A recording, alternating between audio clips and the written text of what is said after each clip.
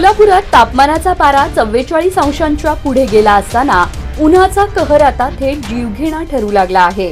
शुक्रवारी दुपारी सोलापूर मंगळवेढा महामार्गावरील देगाव बसवेश्वर तांडा येथील एका खासगी पेट्रोल पंपावर थांबलेल्या स्कॉर्पिओ गाडीला अचानक भीषण आग लागल्याची धक्कादायक घटना घडली। आपण स्कॉर्पिओला आग लागल्याची भीषण दृश्य राजनीती चॅनलच्या माध्यमातून पाहत आहात। गाडी पेट्रोल पंपातून बाहेर पडत असतानाच वायरिंगमध्ये शॉर्ट सर्किट झाल्याने स्कॉर्पिओने क्षणार्धात पेट घेतला, अशी प्राथमिक माहिती समोर येत आहे। ही गाडी आमदार उत्तम जानकर यांच्या मुलाची असल्याची माहिती मिळत आहे।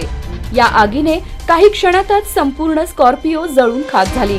पेट्रोल पंपाजवळच ही दुर्घटना घडल्याने मोठा स्फोट होण्याचा धोका निर्माण झाला होता। मात्र सुदैवाने यामध्ये कोणतीही जीवितहानी झाली नाही। या भीषण आगीच्या घटनेने परिसरात एकच खळबळ उडाली।